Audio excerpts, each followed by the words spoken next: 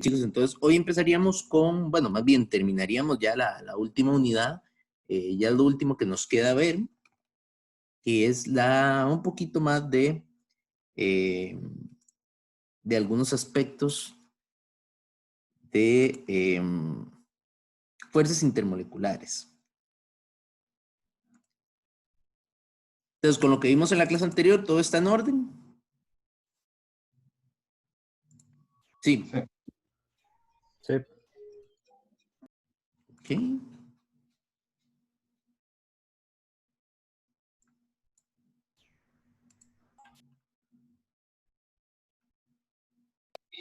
Profe, ¿verdad que para hoy está la fecha del quiz?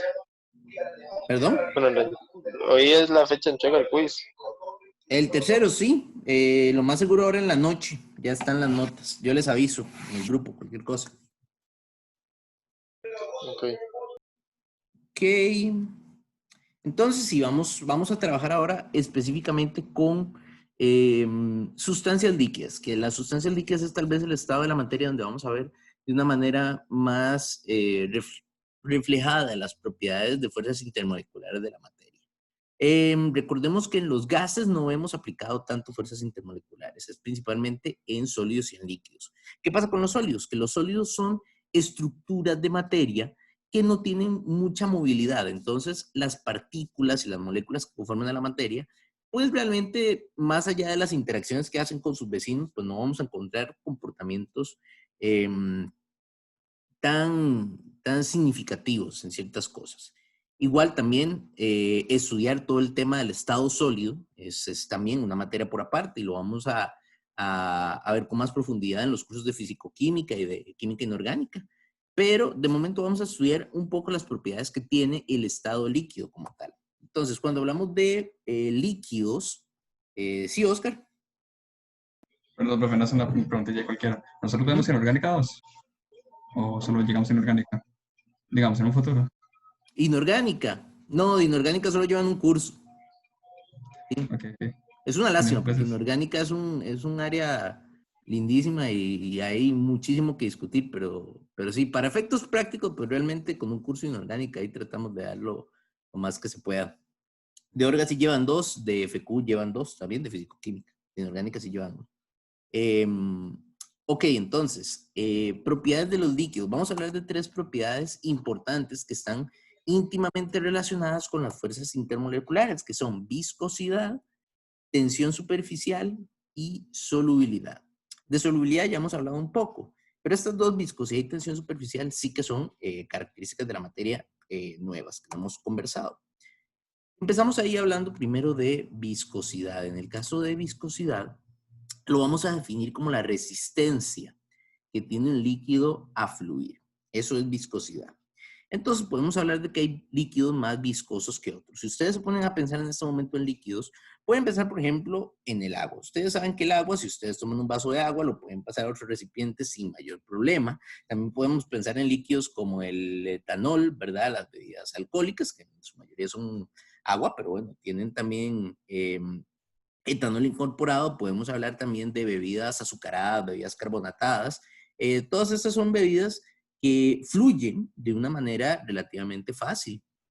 Sin embargo, si pensamos en un líquido como la leche, ya la leche tiene una cierta capacidad menor para fluir. Podemos compararlo con el agua y ver que la manera en que fluye un vaso de agua a un vaso de leche es distinta. Si pensamos todavía en otros líquidos como el aceite es todavía más viscoso que el agua, tiene una mayor resistencia para fluir. Y podemos llegar inclusive a hablar de líquidos como la miel, que la miel sabemos que es un líquido que si lo ponemos en un vaso y lo queremos vertir a otro vaso, vamos a tener que esperar unos minutos porque la miel baja muy lentamente a través de las paredes de ese recipiente hacia el otro. Entonces, de eso se trata la viscosidad. Como podemos ver ahí en la imagen, tenemos varios ejemplos de líquidos viscosos. En ese caso lo que tenemos son diferentes tipos de aceites de motor, de vehículo. Entonces vemos que, por ejemplo, hay aceites que son mucho menos viscosos como el OW40 y hay aceites más viscosos como el 15W40. Eh, a ver, Oscar. Bueno, yo creo que dejé la mano levantada, perdón. Ok, André, entonces. En eso también cuenta como la viscosidad de la clara del huevo. Claro, la clara del huevo es un líquido que podríamos considerar viscoso. Ujú. La yema como tal, también, bueno, sí, si no la hemos cocinado, también podríamos considerarlo como líquido porque fluye. Pero sí, la clara y la yema del huevo son, en efecto, líquidos bastante viscosos. Javier, También se podría considerar el metal fundido. Bueno, el hierro fundido. sí, el metal fundido también entra como un tipo de líquido. Y sería también un líquido bastante viscoso en este caso. Más adelante vamos a ver, también vamos a discutir qué es lo que hace un líquido viscoso y qué hace que sea menos viscoso. Entonces también ahí vamos a entender por qué también un metal fundido, por ejemplo, se comporta como un líquido viscoso o por qué, eh, otra la otra que mencionaba Andrei, la clara de huevo también es un líquido viscoso. Entonces, en esa imagen lo que estamos representando es que si le damos al líquido el mismo tiempo para fluir de un recipiente a otro, van a haber unos que son más rápidos, los menos viscosos, el OW40 y el 0W40 y el 0W30, son menos viscosos que líquidos como el 15W40 que vemos que se está tomando su tiempo para fluir. Entonces, viscosidad quiere decir fluir lentamente. Todo eso está íntimamente relacionado con las fuerzas intermoleculares que tenga ese líquido.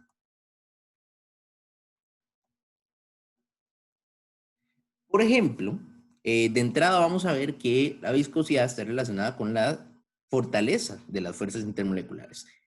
Entre mayor sea la fuerza que une a las moléculas, más va a costar que el líquido fluya.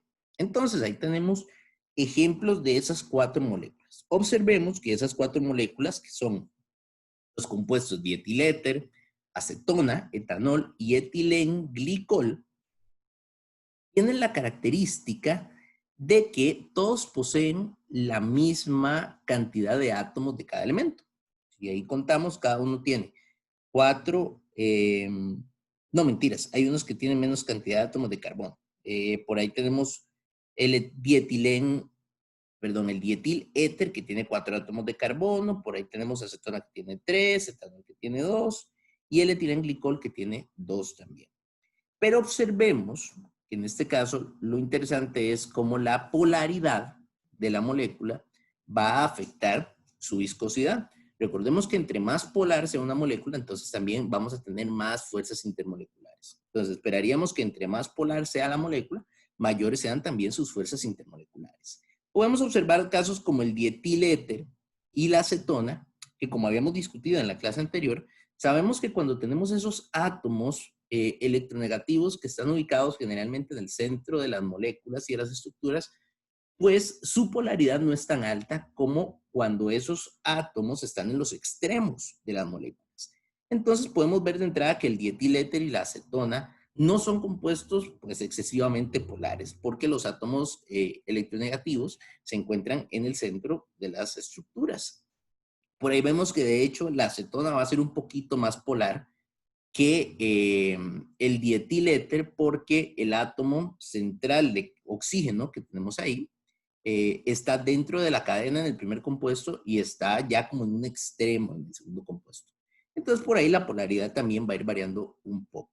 Conforme vamos bajando, tenemos el etanol y el etilenglicol y ahí vemos que en el etanol y en el etilenglicol tenemos a esos átomos de oxígeno electronegativos en los extremos de las estructuras, por lo tanto son moléculas bastante polares, pero además el etilenglicol tiene 2 átomos de oxígeno con extremos polares, entonces su polaridad es mayor que en el caso del etanol. Lo que vemos entonces de forma general es que la polaridad de las moléculas va aumentando conforme vamos bajando en esta tabla. Y así también vamos a ver que va a ir aumentando su viscosidad. En este caso la viscosidad en la tabla se está midiendo en una unidad que se llama milipascales por segundo. Ese es MPa. Entonces ahí tenemos, no, milipascales, no, perdón, milipoissons por segundo. Esa es la unidad que utilizamos para viscosidad. Entonces por ahí vamos a ver el Poisson, que es la unidad que se utiliza con mayor frecuencia para este factor de viscosidad. Y vemos que pasamos de 0.22 de viscosidad a 16.1. Entonces, con esta tabla corroboramos que una mayor polaridad en la molécula implica que vamos a tener una mayor viscosidad también. Esto se aplica especialmente bien a moléculas como estas, que son moléculas que tienen cantidades de masa atómica bastante similares. Por ejemplo, todas estas moléculas tienen masas atómicas muy parecidas. Entonces, cuando la masa molecular es muy similar para todos los compuestos, generalmente la polaridad es un factor definitivo a la hora de determinar cuáles son las moléculas que tienen la mayor viscosidad en este sentido. Ahí tenemos también una columna de tensión superficial, que más adelante vamos a hablar un poquito de tensión superficial, pero podemos ver que la tensión superficial se comporta de una manera similar a la viscosidad. Entre más viscoso, más tensión superficial vamos a tener. Pero bueno, de tensión superficial hablaremos más adelante. Entonces, primera idea básica de viscosidad: entre mayor separación de cargas, mayor polaridad, más fuerzas vamos a tener intermoleculares y más viscosa va a ser la molécula. Ahora, chicos, consulta. Si hablamos de moléculas polares, ¿qué tipo de fuerza intermolecular estaríamos viendo ahí?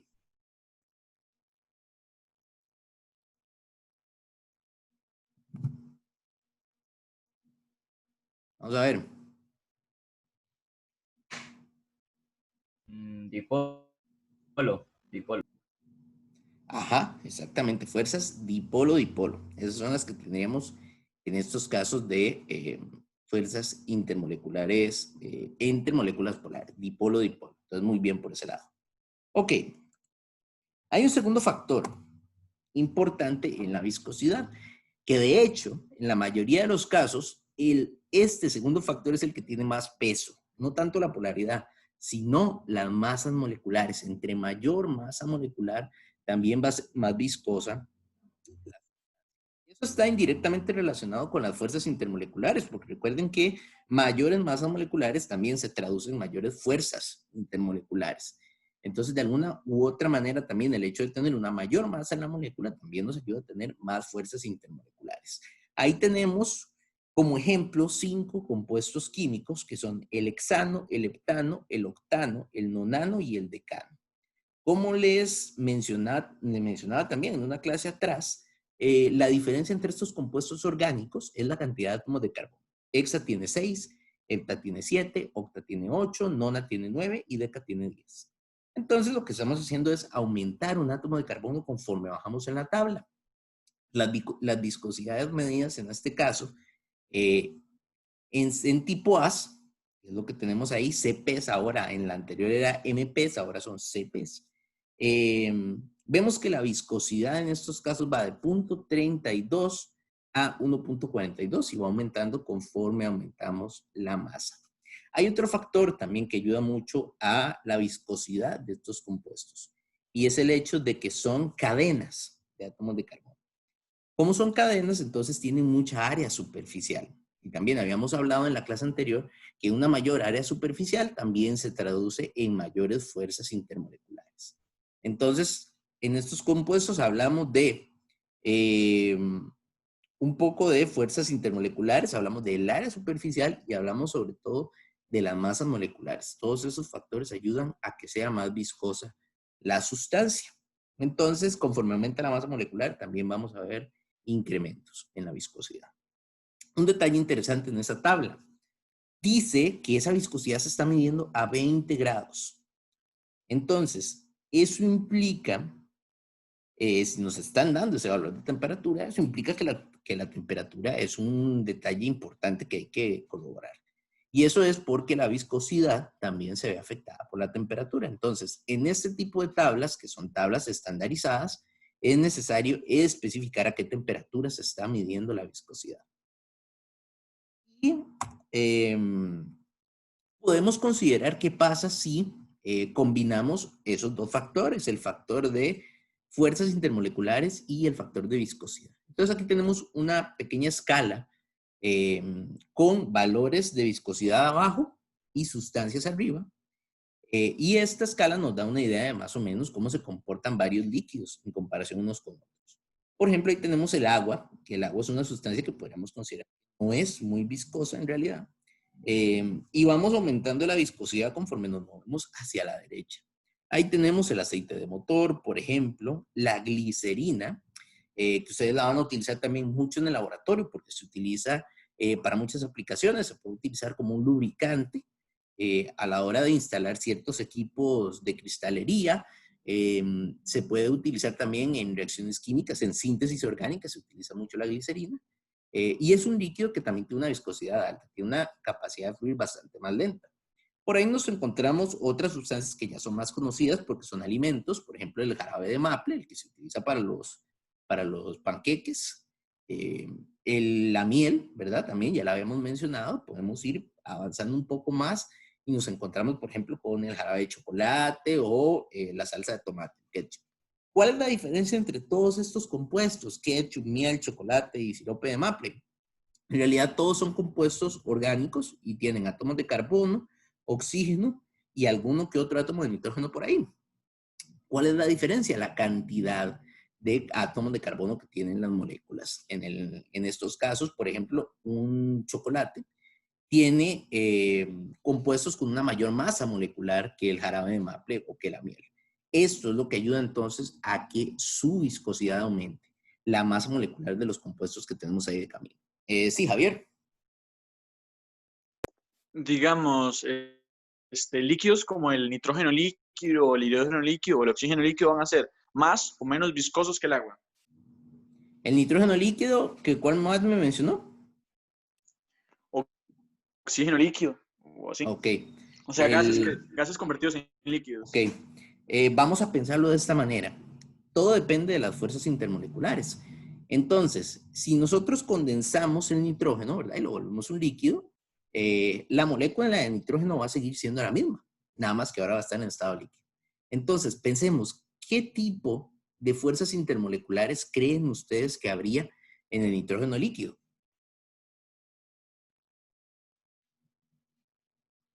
¿Qué tipo de molécula es el nitrógeno líquido? Recuerden la estructura de Lewis del nitrógeno. ¿Qué tipo de enlaces tenemos ahí? Triples. Por ahí teníamos un enlace triple, exacto, muy bien. Un enlace triple, nitrógeno-nitrógeno. Entonces, estamos uniendo al mismo no metal.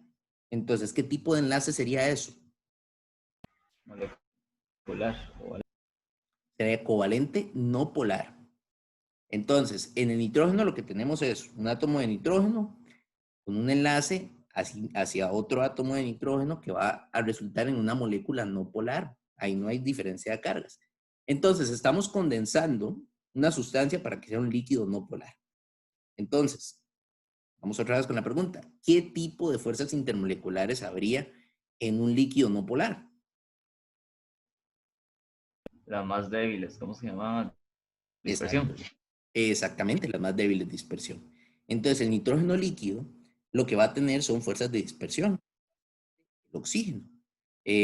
Podríamos también mencionar algunos otros gases que se pueden licuar, como el monóxido de carbono, el dióxido de carbono. Todos ellos van a tener principalmente fuerzas de dispersión. Entonces, eso lo que va a hacer es que sean líquidos muy poco viscosos, porque las fuerzas intermoleculares son muy débiles y las moléculas son muy pequeñas. Recordemos que la masa molecular de una molécula de nitrógeno es 28 gramos por mol. Eso es muy pequeño en comparación con cadenas de átomos de carbono muy grandes como las de la miel o el jarabe de maple. Entonces, para retomar eso que decía Javier, un líquido como el nitrógeno, en estado líquido, valga la redundancia, va a tener fuerzas intermoleculares muy débiles y va a ser un líquido muy poco viscoso. Entonces va a fluir muy fácilmente. Y de hecho es así, realmente, inclusive, bueno, cuando se trabaja con nitrógeno líquido, generalmente se utilizan unos recipientes especiales que se llaman DIWARs. Y en los DIWARs son recipientes que son sistemas aislados. Eso lo que permite es que el nitrógeno se mantenga frío y se mantenga líquido. Pasar nitrógeno líquido de un DIWAR a otro es bastante complicado porque el nitrógeno líquido es demasiado poco viscoso, más bien, entonces fluye mucho. Entonces hay que tener mucho cuidado a la hora de hacer esos trasvases porque el nitrógeno se mueve demasiado y se puede regar muy fácilmente. En realidad no hay ningún peligro porque el nitrógeno cuando se riega de un recipiente lo que hace es evaporarse. Pero bueno, es un factor a considerar para mantener el nitrógeno líquido. Entonces sí, son líquidos muy poco viscosos más bien. Ahí los tendríamos fuera de esa escala posiblemente. Ok, Sí, estamos bien con eso, Javier. Sí, muchas gracias. Ok, nos habíamos quedado por ahí con el chocolate, la salsa de tomate, todos esos son líquidos que van aumentando en términos de viscosidad. Por ahí tenemos fondue, que en fondue básicamente es un queso, ¿verdad?, derretido.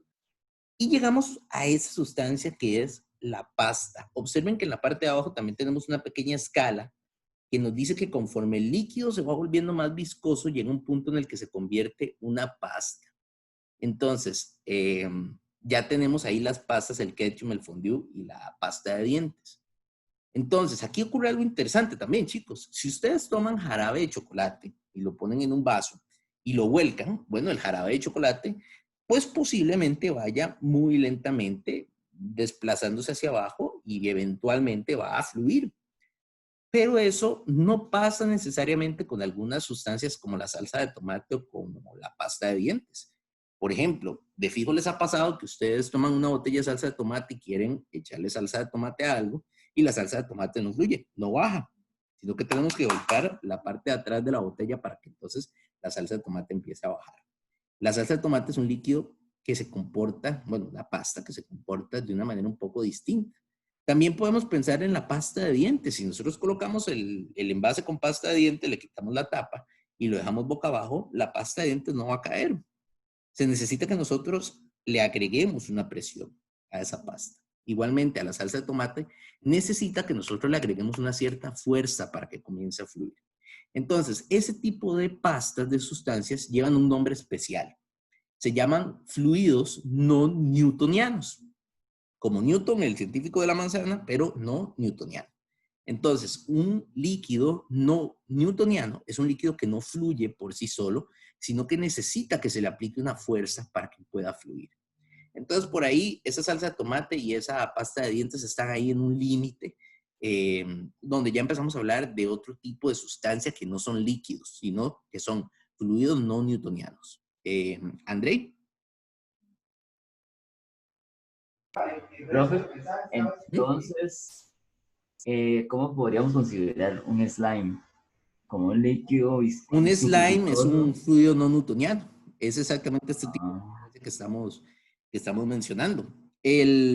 Bueno, a veces depende del tipo de slime, pero por lo general la mayor parte se comportan como la pasta de dientes, como la salsa de tomate, que si nosotros lo ponemos en una superficie inclinada, el slime no va a bajar por sí solo, sino que vamos a tener que aplicarle una fuerza a nosotros, moverlo un poco para que él empiece a fluir por sí solo.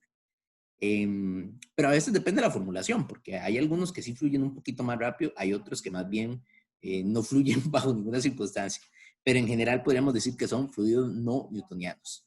Entonces, ahí se las dejo picando. Eso es un tipo de sustancia adicional que existe, que no se comporta exactamente como un líquido. Y también más adelante ustedes en los cursos de ingeniería y en los cursos de fisicoquímica también van a hablar un poco de este tipo de fluidos no newtonianos, que son aquellos que ocupan fuerza para que entonces puedan fluir. Ok, chicos, ¿dudas por acá?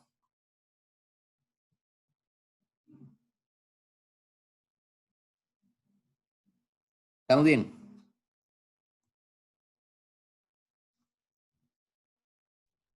Ok. Tercer detalle importante de viscosidad. Como les mencionaba, hay una relación entre temperatura y viscosidad. En estos casos, si nosotros aumentamos la temperatura de una sustancia, entonces va a bajar su viscosidad. La viscosidad no es otra cosa que el movimiento de moléculas, ¿verdad? De un punto A a un punto B. ¿Qué es lo que pasa? Que si la fuerza que une a las moléculas es mucha, entonces ese movimiento no va a ser tan sencillo. Imagínense que ustedes van caminando por la calle, ¿verdad? Y ustedes van solos caminando por la calle. Pues no es difícil caminar por la calle solo. Pensemos en un lugar como, por ejemplo, el Mercado de la Juela, allá, por las paradas de Tuaza. O pueden pensar en el Mercado Central de San José, en la Avenida Central, donde generalmente hay mucha gente. Si nosotros vamos solos, pues no hay tanto problema. Y nosotros vamos esquivando gente, pero nos vamos moviendo. ¿Qué pasa si vamos con la novia o con el novio? Vamos agarrados de la mano. Bueno, ya es un poco más complicado, porque entonces ya tenemos que pensar en dos unidades que se tienen que mover esquivando otras moléculas. Entonces, imagínense que nosotros fuéramos agarrados de la mano caminando por la avenida central con otras 10 personas. Entonces, el movimiento va a ser muy difícil en ese sentido porque estamos unidos a 10 personas más y eso nos va a imposibilitar prácticamente que nos movamos con facilidad.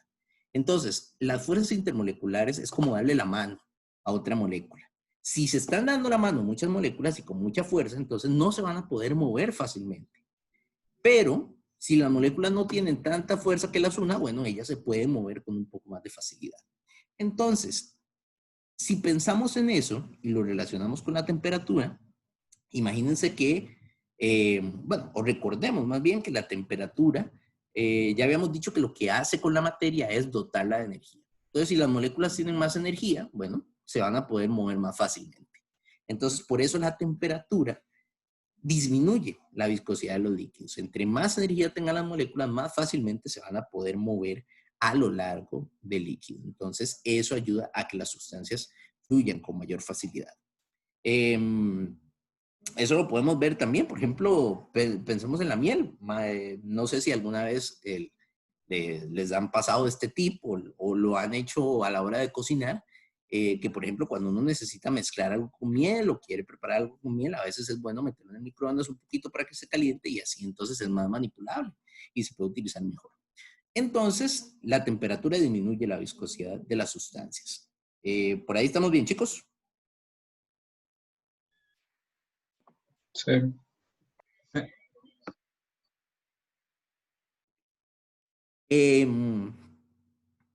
Ok, pasamos entonces al segundo tipo de propiedad de los líquidos, que son, o es la tensión superficial.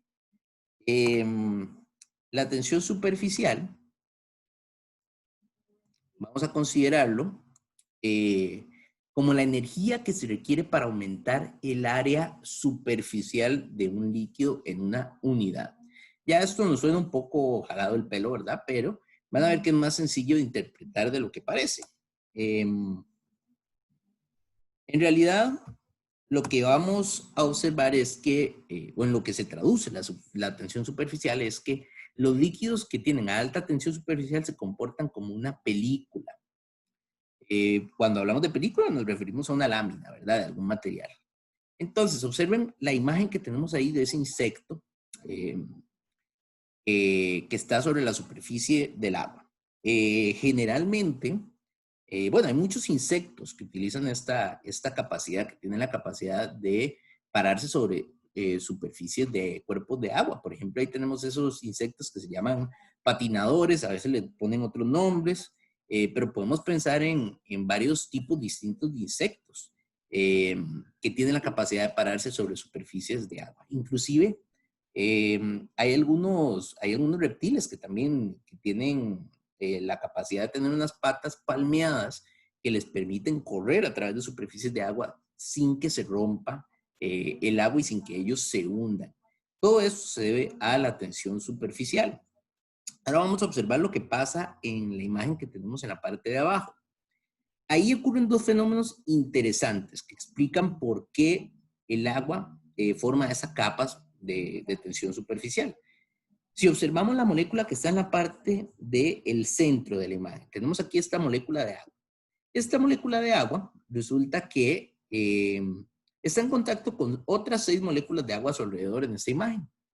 Y él se siente atraído o está formando fuerzas de dipolo-dipolo con estas 6 moléculas a la vez.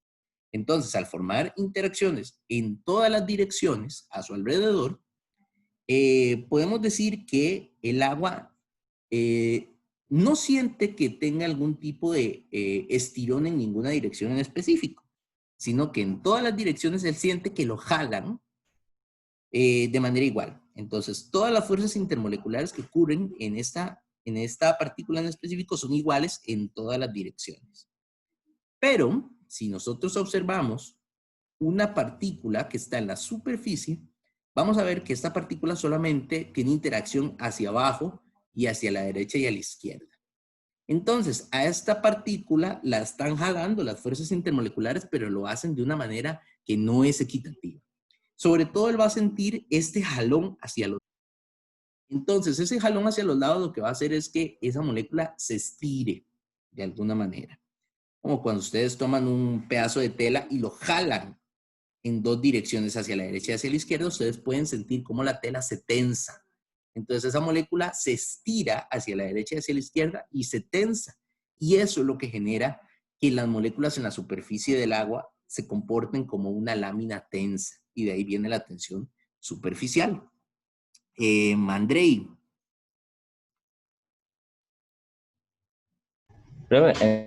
Entonces eso sería como el caso de que el agua, entre más tranquila esté, más dura es, por decirlo así. Digamos, si usted como digamos, está como el hecho que supuestamente como a 28 metros de altura, si usted se tira un estanque de agua tranquila, es más probable que sus huesos se quiebren, porque es como más dura. Exacto, exacto. Es como pegarse un panzazo en una piscina, pegarse un panzazo en el mar. Es distinto. Ajá, okay. Está en movimiento. Entonces, ¿qué pasa cuando el agua está en movimiento? Ahí, como dice Andrei, que las moléculas que están aquí en la superficie, pues como no están quietas, no se pueden estirar tanto como si estuvieran tranquilas las aguas. Entonces, sí, en términos de pegarse un panzazo es más intenso, o bueno, puede ser más peligroso pegarse un panzazo en un cuerpo de agua que esté quieto, que esté estático, que en un agua en movimiento. Entonces, ahí la tensión superficial se rompe un poco cuando ya tenemos ese movimiento en el agua. Pero entonces esa es la idea con la tensión superficial, chicos. Dependiendo del tipo de peso, ¿verdad? Que se le ponga aquí en la superficie, pues esta superficie se mantiene sin alterar. Insectos, por ejemplo, que tienen pesos bastante bajos, pueden colocarse sobre la superficie sin ningún problema. Y hay otros, bueno, por ejemplo, en el caso de los reptiles que les mencionaba, ellos lo que hacen es que corren a lo largo de esa superficie. Entonces, la cantidad de tiempo que están sobre el área no es lo suficiente como para romper la tensión superficial. Entonces, también todo depende ahí un poco de la capacidad que tenga el agua para mantenerse en una cierta posición y el peso que tenga el objeto que está intentando romper esa tensión superficial. Ok, ¿clara la explicación de esta tensión, chicos? Claro.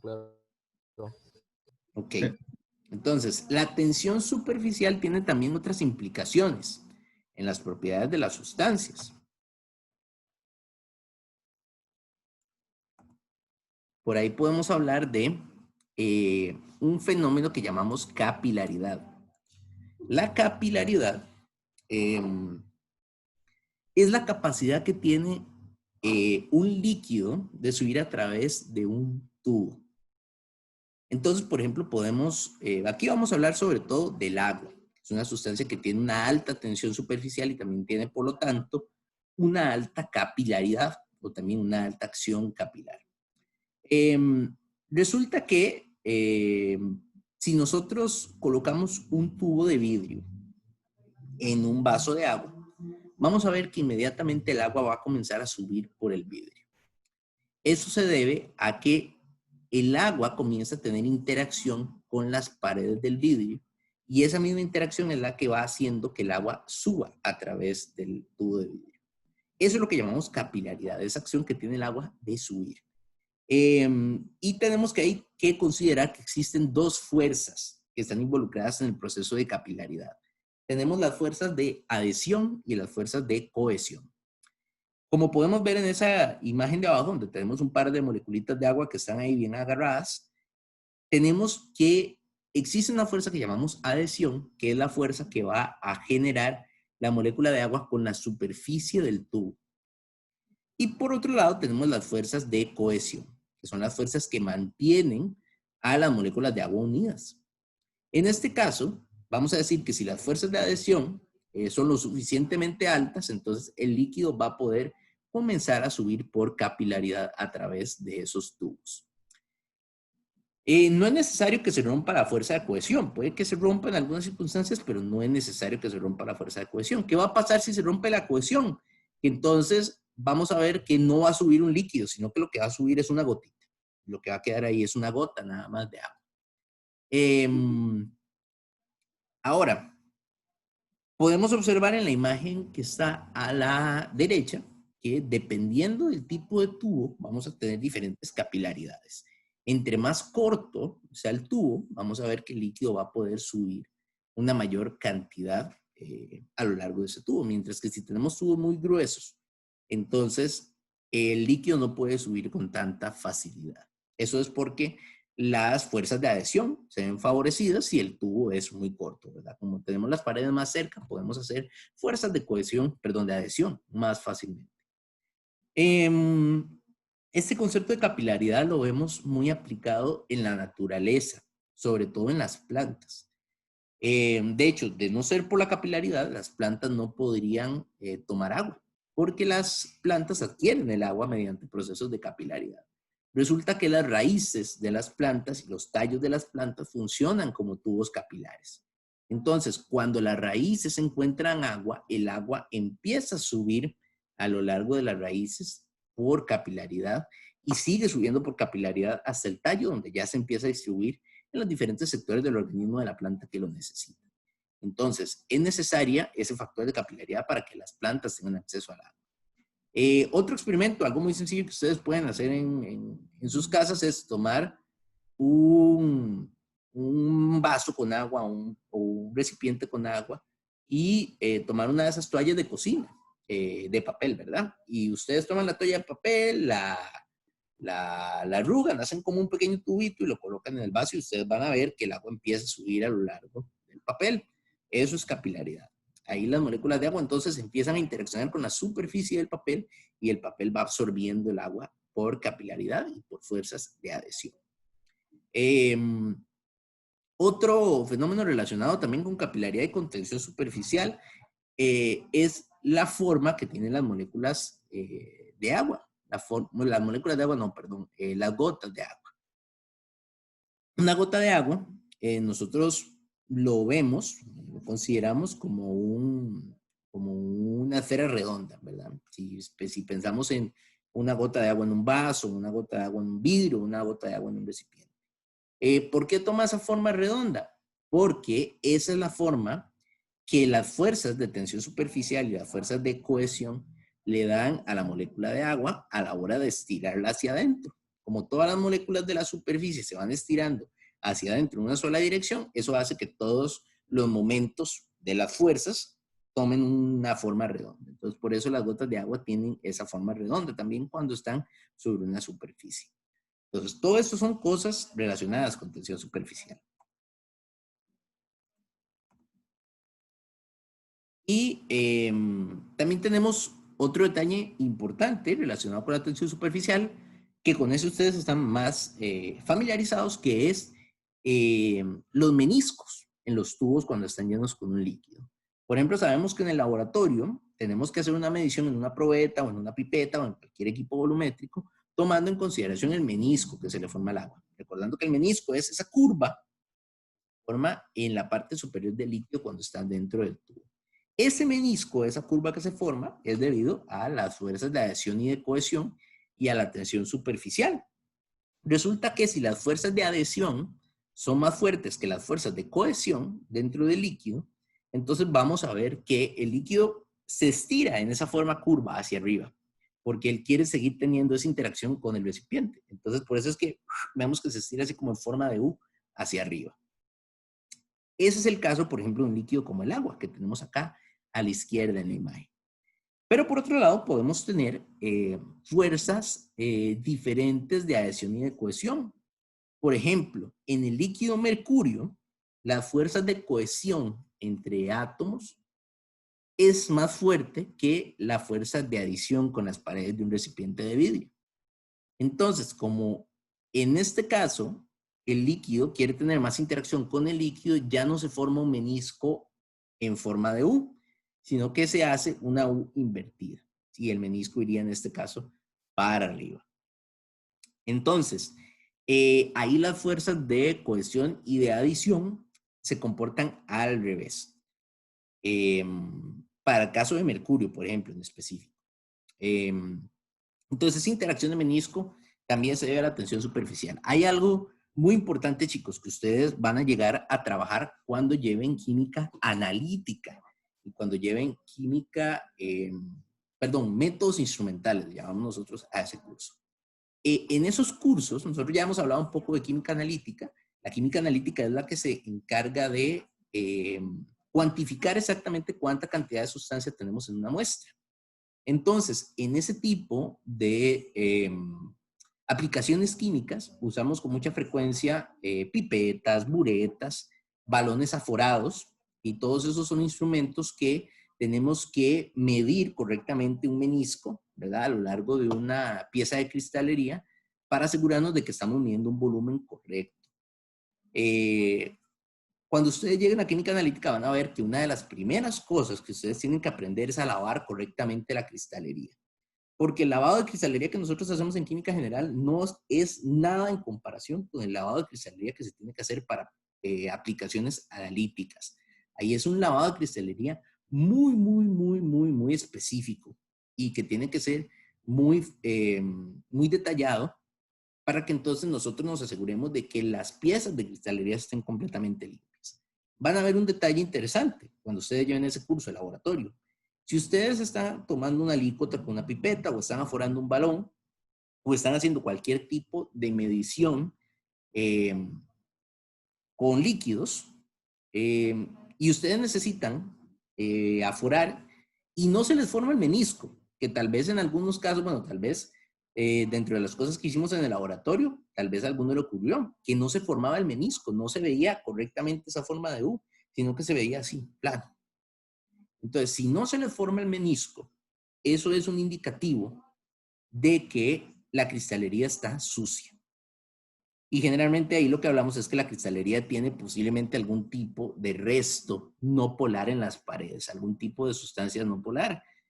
¿Qué pasa si hay una sustancia no polar? Entonces ahí las fuerzas de adhesión no van a ser lo suficientemente fuertes como para formar la U del menisco, sino que el agua, como está interaccionando directamente con una sustancia no polar que está pegada al vidrio, entonces no tiene interacción fuerte de adhesión y cada vez el menisco se va a parecer más a lo que veríamos en el menisco del mercurio, donde las fuerzas de cohesión son más intensas. Entonces, de una vez les tiro el tip para que lo vayan interiorizando. Cuando ustedes se encuentren haciendo mediciones de volúmenes y no vean los meniscos, eso es porque la cristalería está sucia. Y tenemos que volver a lavar y volver a eliminar esas suciedades que puedan haber en las paredes para que se pueda observar una correcta capilaridad y la tensión superficial nos dé el menisco que estamos esperando. Chicos, entonces, preguntas por ahí con tensión superficial.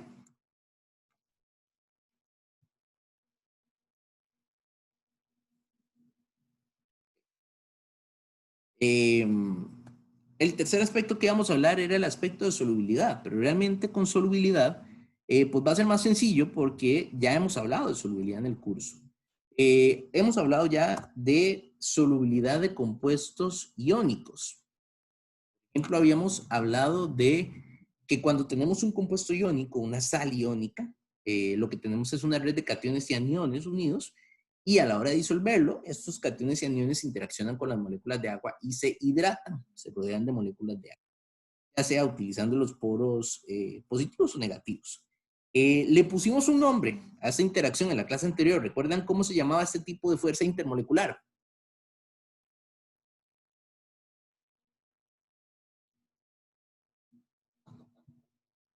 A ver, chicos.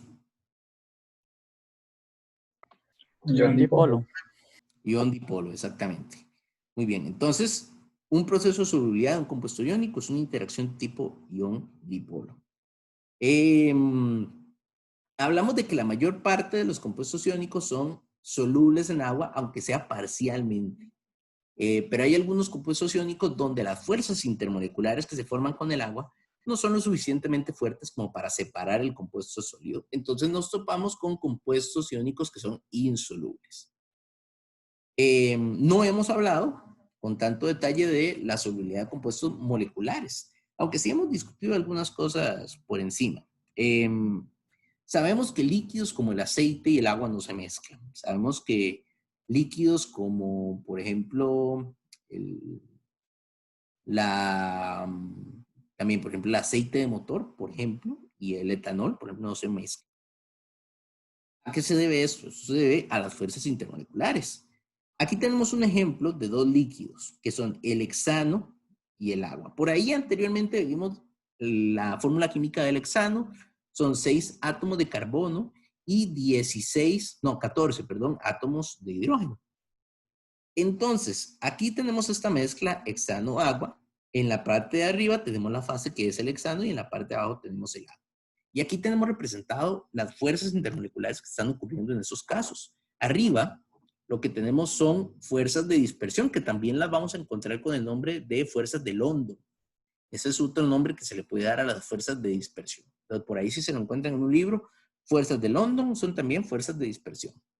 Entonces, en el hexano tenemos moléculas no polares, tenemos fuerzas de dispersión, mientras que en el agua teníamos puentes de hidrógeno, además de fuerzas dipolo-dipolo por ahí.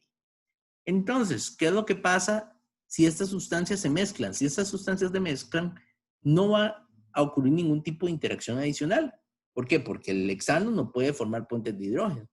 Y realmente la sustancia aquí polar, que es el agua, pues no se siente tampoco muy cómoda formando dispersiones. Entonces, al mezclarse esas moléculas, vean que hasta se ve como feo. Aquí esta mancha negra en medio de las moléculas de agua se ve fea y este punto rojo aquí en medio de las manchas negras también se ve como feo. Entonces, aquí la mezcla se ve que no es efectiva porque la interacción que tiene el hexano no es la misma que tiene el hidrógeno. Eso nos lleva a decir entonces que si dos líquidos tienen interacciones diferentes en términos de fuerzas intermoleculares, no van a ser solubles entre sí. Para que sean solubles tienen que compartir tipos de fuerzas intermoleculares. Eso nos lleva a una regla que por ahí habíamos mencionado en el curso, que es la regla de que similar disuelve similar. Entonces, líquidos polares se disuelven en líquidos polares y líquidos no polares se disuelven solamente en líquidos no polares. Ahí tenemos que tener esa consideración para términos de solubilidad. Ok, por ahí chicos.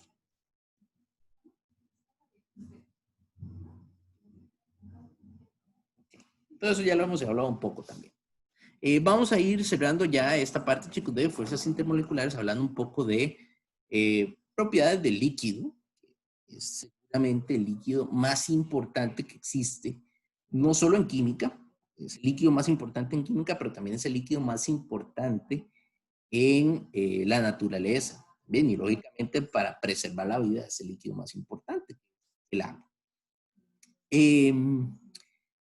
Estoy seguro que ustedes han escuchado hablar toda su vida de que la vida en el planeta es gracias al agua y al agua y al agua y al agua. Pero si ustedes estudian química, ¿verdad? Tal vez no nos damos realmente la dimensión de eso. De que realmente si el planeta estuviera colmado de otra sustancia que no sea agua, pues posiblemente la vida no podría existir. Inclusive si cambiamos ese átomo de oxígeno por un átomo de azufre, algo del mismo grupo, ya no podría existir la vida. Si lo cambiamos por algo que tenga una masa atómica similar, como el nitrógeno o como el flúor, tampoco, ya dejaría de existir la vida. Y eso se debe a que la molécula de agua, esa configuración de un átomo de oxígeno con 2 átomos de hidrógeno y 2 pares libres, es muy específica y le confiere al agua propiedades muy, muy, muy importantes. Primero que nada, la propiedad que se deriva de esos átomos de oxígeno y de hidrógeno y que es la que generalmente explica las demás es los puentes de hidrógeno. Sabemos que esa interacción de puentes de hidrógeno es la principal fuerza intermolecular que encontramos en el agua y es la que explica las demás propiedades que tiene el agua. Por ejemplo, habíamos hablado en la clase anterior de la densidad. Mencionamos lo importante que es el hecho de que el agua sea menos densa como un sólido, para que entonces en los tiempos de climas más fríos, el agua solo se congele en la superficie y los cuerpos de agua se mantengan en estado líquido, lo cual permite entonces que la vida pueda seguir funcionando sin mayor problema. Hay otros factores, por ejemplo, bueno, la tensión superficial también, ya la estábamos hablando, la tensión superficial se debe a la interacción de las moléculas de agua, es decir, a los puentes de hidrógeno, y ya discutimos lo importante que es en aspectos como, por ejemplo, la capilaridad. Muchos de las transferencias de agua que ocurren a lo largo de nuestro cuerpo también se dan por capilaridad, Y también esa tensión superficial es la que permite que el agua se mantenga en la forma en la que se mantiene. Tenemos ahí un detalle también adicional que es el calor específico elevado. Perdón. No hemos hablado de este detalle, calor específico.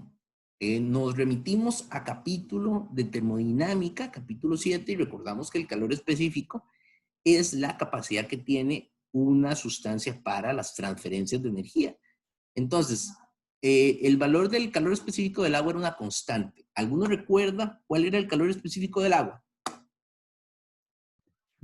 184 joules. 4.2, 4.18, por ahí anda ese valor. Exacto.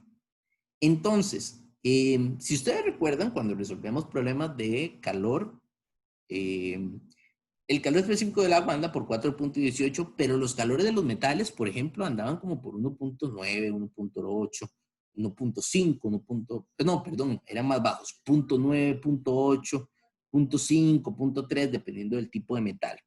Generalmente por debajo de la unidad. Entonces, vemos que el agua tiene un calor específico más elevado que inclusive especies metálicas. Esto se debe, nuevamente, fuentes de hidrógeno. Resulta que como el agua está unida mediante puentes de hidrógeno que son muy fuertes, para poder separar esas moléculas de agua se necesita mucha energía.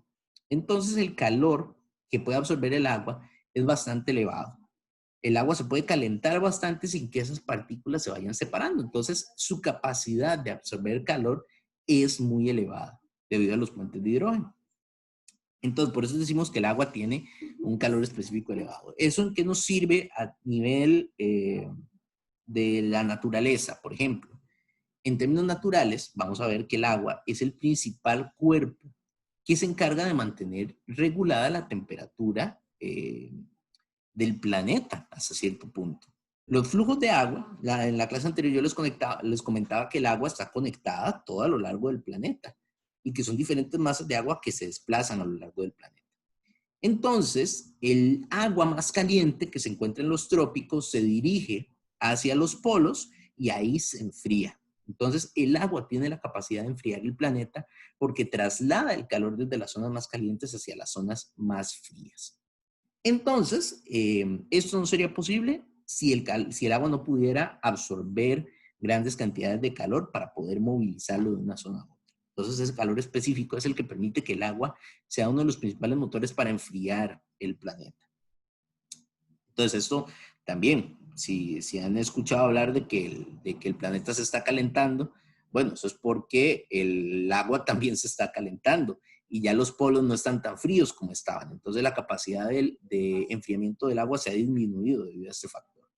Esto también es muy importante a nivel industrial. Si ustedes piensan en procesos industriales, bueno, vamos a estudiar varios procesos industriales a lo largo de la carrera, van a encontrar que en muchos de ellos utilizamos el agua como un sistema de enfriamiento.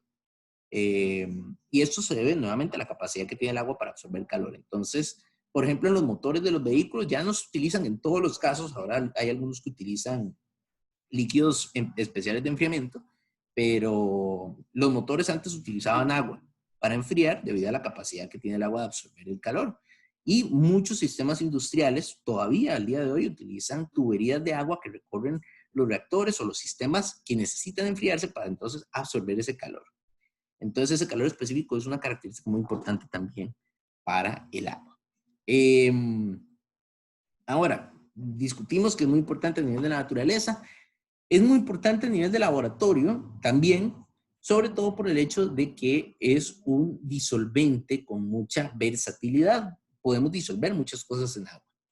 Entonces, eso nos sirve también como una gran aplicación en química para poder disolver sustancias de diferentes características, para poder realizar reacciones en disolución acuosa, para poder realizar extracciones que necesiten agua, que nosotros queramos obtener una sustancia específica de un material y entonces lo podemos extraer con agua como enfriamiento, también como calentamiento, como medio de reacción, etc. Entonces el agua es realmente una herramienta fundamental también para nosotros en química. Y bueno, ya en Química 2 ustedes también van a retomar un poco este tema y van a discutir un poco más sobre propiedades de los líquidos y del agua. Ok, me parece que con eso terminamos la presentación, chicos. ¿Dudas que tengan? Profe, y en lo de viscosidad, ¿cómo sería con el silicón frío? Bueno, el silicón frío es muy viscoso, es un líquido muy viscoso. Es no newtoniano, bien, prácticamente, porque el silicón, bueno, nuevamente depende de la mezcla que tenga el silicón, porque yo he visto silicones que fluyen solos, pero hay algunos silicones que sí necesitan, ¿verdad? Fuerza, ya sea los que vienen en botella, por ejemplo, ¿verdad? Que uno los tiene que presionar, o los de pistola, ¿verdad? Que uno derrite la barrita de silicón, pero son principalmente no newtonianos y sí son altamente viscosos. Detalle curioso, ahí lo podemos comparar. El silicón frío es mucho más viscoso que el silicón caliente. Se han utilizado las dos variables. El silicón, cuando nosotros utilizamos la pistola caliente, sale súper fácil, se puede embarrar, se puede manipular un poco más, mientras que el silicón frío es mucho más viscoso y más difícil de manipular hasta cierto punto. Entonces, sí, en esos dos casos son líquidos muy viscosos y no newtonianos. El que se utiliza, bueno, yo estaba hablando de silicón, ¿verdad? De pegamento, ¿verdad? En ese sentido. Podemos hablar también de los implantes, por ejemplo. Los más conocidos son los implantes de pecho, ¿verdad? Lógicamente.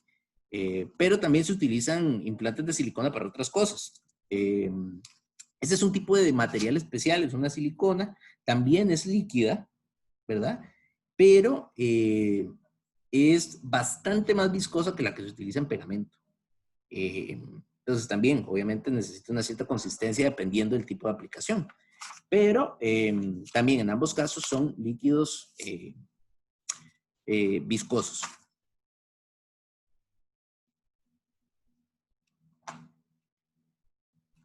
Bueno, ya casi, inclusive, ya los implantes de pecho ya se ha cambiado también ese material. Ya no hay algunos que ya no utilizan silicona, sino que utilizan materiales que son un poco más seguros, porque a veces la silicona tiene ciertas reacciones alérgicas con el cuerpo y cosas de ese tipo. Entonces también se han cambiado, pero se siguen utilizando líquidos viscosos. ¿Qué más preguntas, chicos?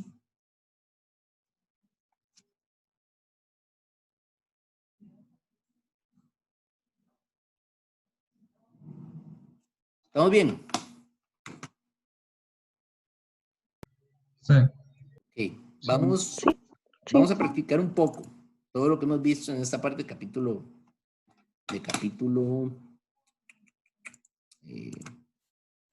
12. Entonces, este capítulo es muy teórico, como ustedes han podido ver, casi que lo que hemos hecho es conversar, ¿verdad?, sobre diferentes características de las sustancias. Entonces, también las preguntas que nos encontramos van muy por el lado de los aspectos teóricos.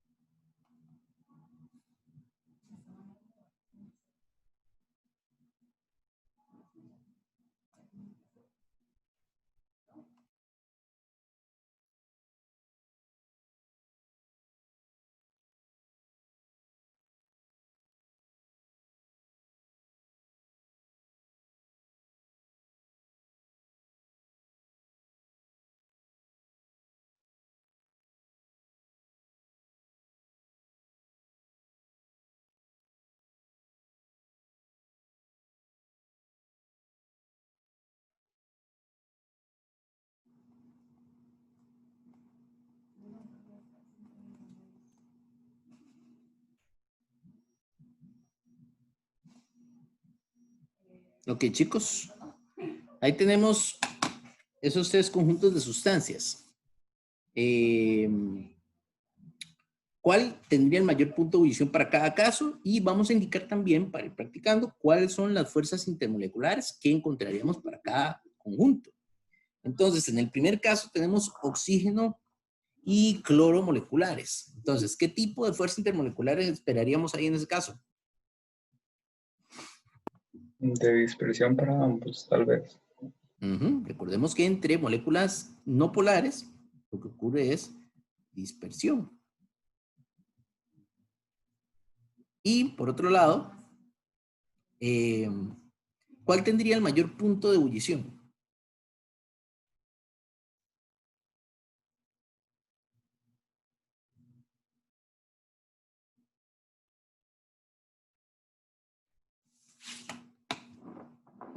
El oxígeno. Por ahí dicen oxígeno. ¿Qué más? ¿O todos de acuerdo con el oxígeno?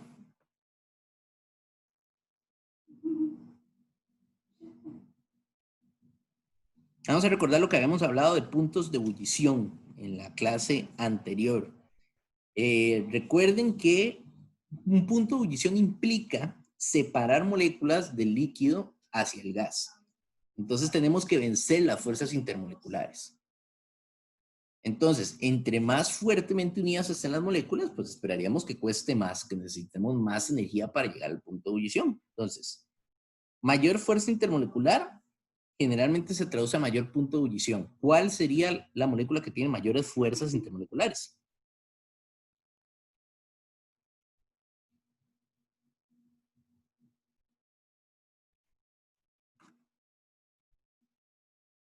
A ver, ¿qué dicen, chicos?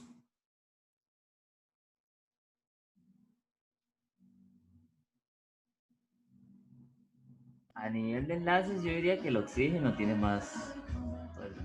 Ese es el detalle, que recuerden que el punto de ebullición no implica enlace. El punto de ebullición implica separar moléculas, pero no enlace químico. Entonces, no estamos rompiendo ningún enlace, porque el oxígeno sigue siendo oxígeno en estado líquido y en estado gaseoso. Entonces, solamente implica fuerzas intermoleculares. Entonces, ¿cuál tendría las mayores fuerzas intermoleculares?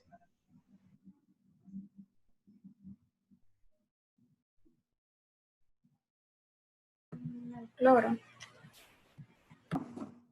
Ok, cloro. ¿Y por qué cloro tendría las mayores fuerzas intermoleculares? Todo eso también lo hemos discutido hoy, con lo que vimos hoy.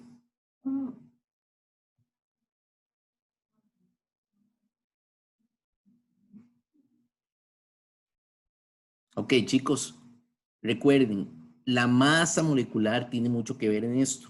Entre más masa tengan las moléculas o las sustancias, mayores van a ser las fuerzas de interacción entre esas especies, sobre todo en fuerzas de dispersión. Ahí eso tiene muchísimo peso.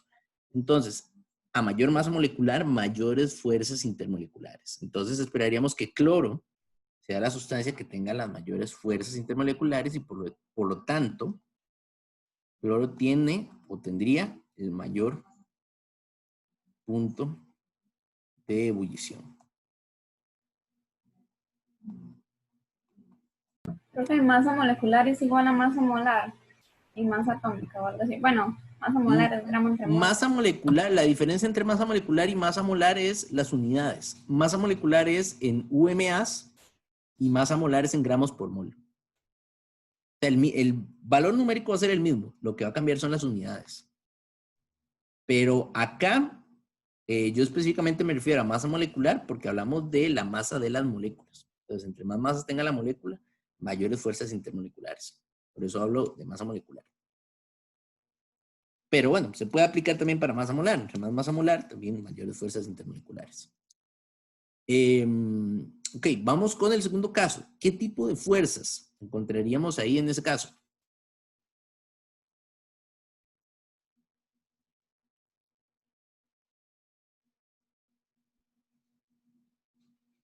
Teníamos dispersión, teníamos fuentes de hidrógeno, teníamos dipolo-dipolo, teníamos ion dipolo. Dipolo, dipolo, ¿no, profe? Exactamente, ahí serían dipolo-dipolo. Recuerden que lo que hay que identificar es el tipo de... En este caso, estas moléculas son moléculas polares. Entonces, las fuerzas serían de tipo dipolo-dipolo.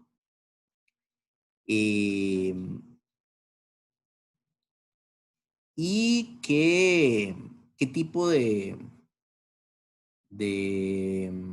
interacción, cuál sería el que tiene el mayor punto de ebullición? Dióxido de azufre, ¿no? Tiene mayor masa. Dióxido de azufre, exactamente. CO2 tiene mayor masa y por tanto mayor punto de ebullición.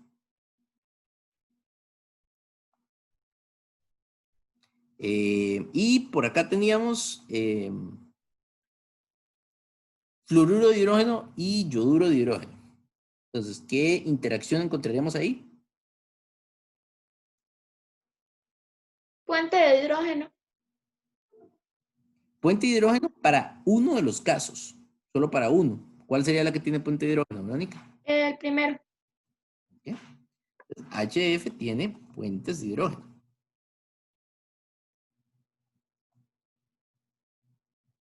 Y HI tendría, ¿qué tipo de interacciones entonces? Dipolo. Dipolo. Ahora, ¿cuál tendría entonces el mayor punto de ebullición?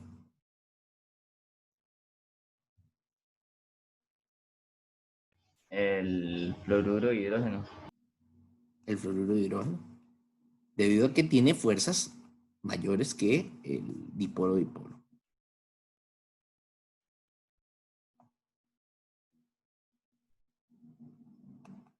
Ok, ¿se entiende la idea, chicos?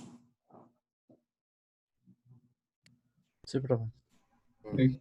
Me interesa también que trabajemos un poco, por lo menos ahorita, con determinación de la polaridad de moléculas.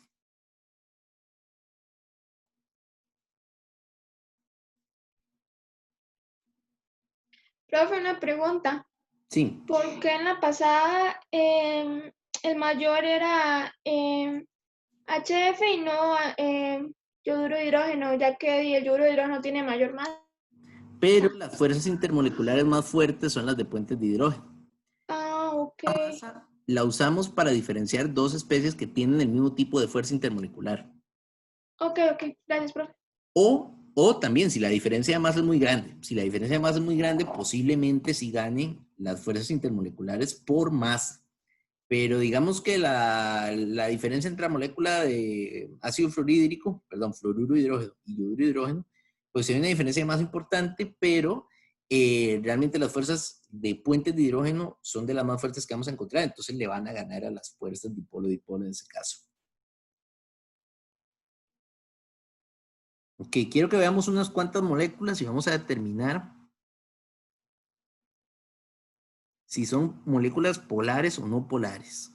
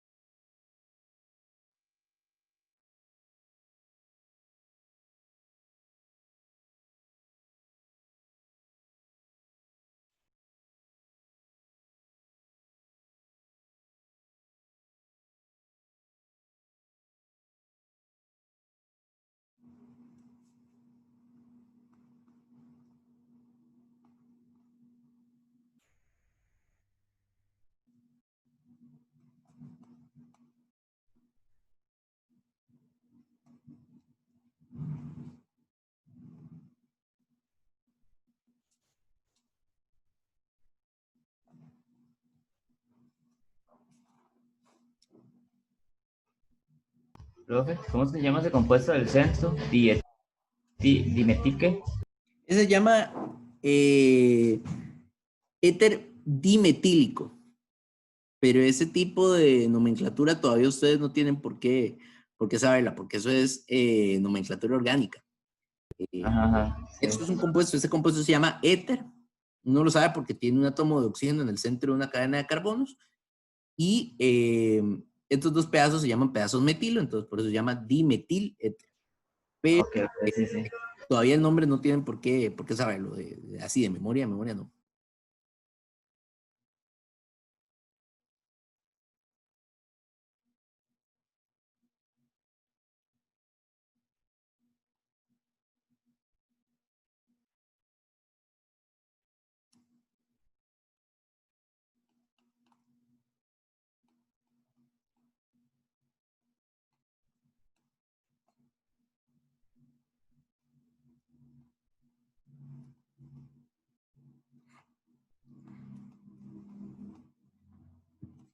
Ok, chicos, me interesa que identifiquemos si estas moléculas que estamos dibujando son moléculas polares o son moléculas no polares. Entonces, comencemos acá con la primera. Recordemos que cuando hablamos de moléculas, no es de enlace, de moléculas polares. El hecho de que una molécula sea polar no tiene nada que ver con el tipo de enlace que tenga. Una molécula puede tener enlaces polares y ser una molécula no polar. No necesariamente el hecho de que tenga enlaces polares quiere decir que la molécula como tal va a ser polar. Recuerden que para identificar el tipo de molécula tenemos que pensar en el momento dipolar. Y el momento dipolar es cómo se está distribuyendo la densidad electrónica a lo largo de esa molécula. Entonces, tomemos por ejemplo este primer caso, que es el caso del tetracloruro de carbono. Aquí, lo que hacemos para identificar el momento dipolar es identificar dónde están los átomos electronegativos. Entre carbono y cloro, el átomo electronegativo va a ser cloro. Entonces, sabemos que la densidad de los electrones de toda esta molécula, principalmente del átomo central, se va a distribuir en dirección de los átomos de cloro. Entonces, podemos dibujar estas flechas para orientarnos. De aquí se van para acá, para acá, para acá y para acá. Entonces, hay una separación de cargas porque hay un elemento que es muy electronegativo, que es el cloro. Sin embargo, observen que la separación es igual en todas las direcciones. Entonces, si los electrones se distribuyen de la misma forma hacia todos los puntos de la molécula, quiere decir que esto es una molécula no polar.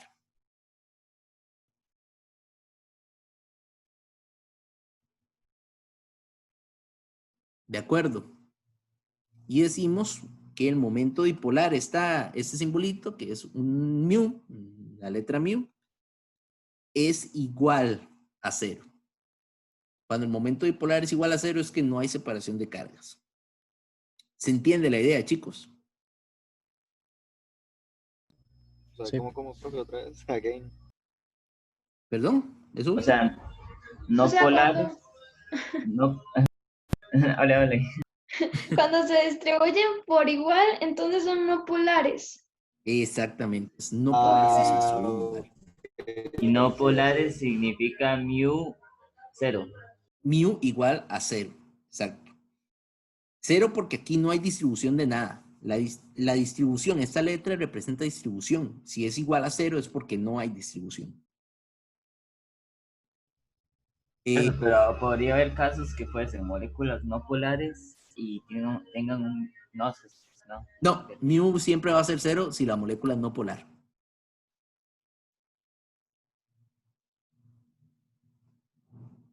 Mu siempre va a ser 0 si la molécula es no polar. Ok, Sí, ya. perfecto. Ok, vamos con este segundo caso. ¿Cuál es el átomo electronegativo en esa molécula? En esta El oxígeno. oxígeno. Entonces sabemos que los electrones de la molécula se van a ir hacia el oxígeno. Entonces todo lo que es aquí carbonos va para el oxígeno y bueno, los átomos de hidrógeno también van a ir como hacia el oxígeno. Entonces, ¿ustedes dirían que eso es polar o no polar? Podría decirse polar. Sí, polar. Es polar porque toda la densidad de electrones se está concentrando en un solo punto, que es el centro. Entonces, es una molécula polar.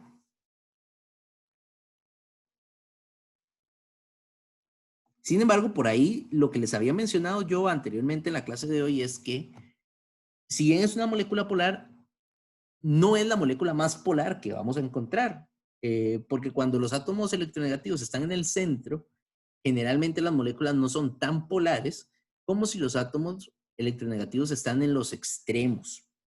Ahí son más polares, pero igual, esta molécula sería polar y el mu sería diferente de cero. Es decir, si tenemos concentración de electrones sobre un punto específico de la molécula. Estas son las únicas dos posibilidades, ¿verdad? Molécula no polar, mu0, o molécula polar, mu diferente de cero. Pero no podemos darle un valor específico a mu, por lo menos no con nuestro conocimiento ahora, sino que tendremos que hacer un cálculo específico. Pero esto es lo que podemos hacer, esos son los dos escenarios que nos vamos a encontrar.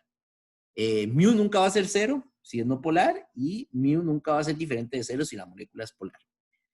Si vemos el tercer caso, aquí también tenemos oxígeno. Lo que pasa es que este oxígeno se encuentra en un extremo de la molécula. Entonces ya la polaridad es un poco más definida sobre este sector específico de la molécula.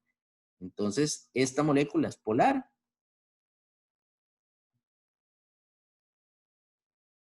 Mu es diferente de cero. Pero si nos preguntan cuál es más polar, si el caso 1 o el caso 2, entonces vamos a, perdón, si el caso 2 o el caso 3, entonces vamos a decir que la molécula más polar es la del caso 3. Aquí es donde tenemos la mayor polaridad en la molécula. Vamos con el caso 4. ¿Qué dicen ustedes, chicos? ¿Esto sería polar o no polar? No polar. Y no polar dicen por ahí, ¿todos de acuerdo?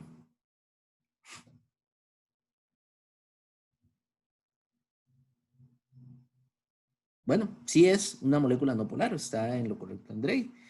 Aquí el azufre es el menos electronegativo, los oxígenos son más electronegativos. Si los electrones tienden para acá y tienden para acá con la misma fuerza, tienden hacia las tres direcciones de la misma forma, entonces es una molécula no polar.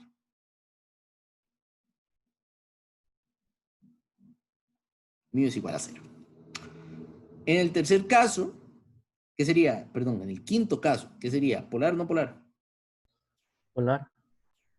Polar, aquí, esta está sencillita, solo tenemos un átomo electronegativo, nos vamos hacia la izquierda, entonces es una molécula polar. Y el valor de mu es distinto de 0. Y en el último caso,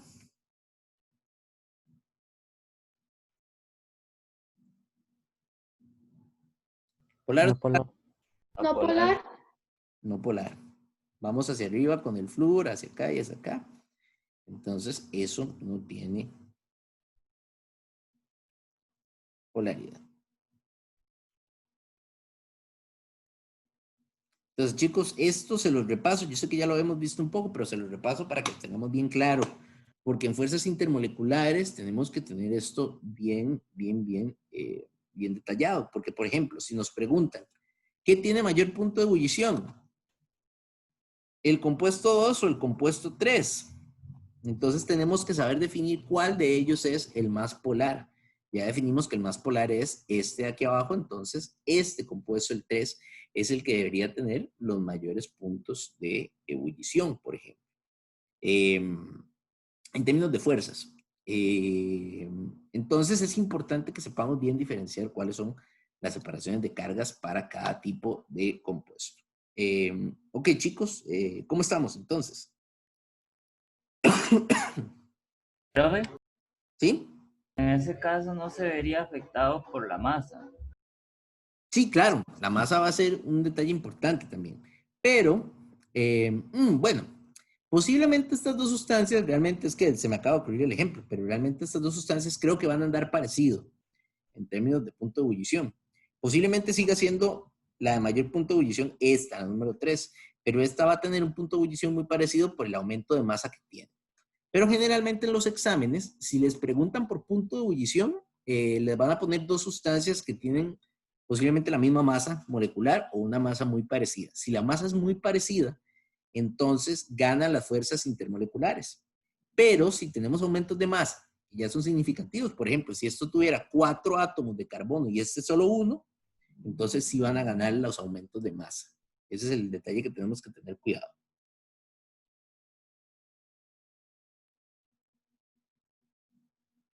¿Sí quedó claro?